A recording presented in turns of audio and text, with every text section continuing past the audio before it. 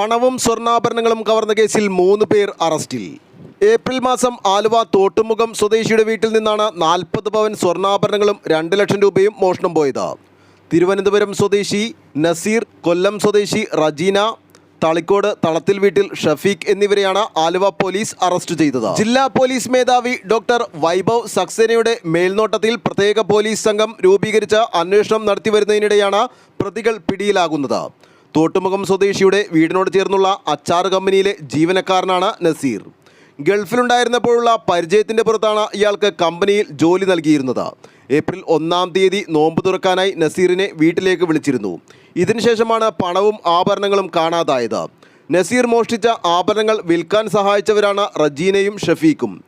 മോഷണ മുതലുകൾ ഉപയോഗിച്ച് ഇവർ ആഡംബര ജീവിതം നയിക്കുകയായിരുന്നു. 3 പേരിൽ നിന്നുമായി മോഷണ മുതലുകൾ കണ്ടെടുത്തു.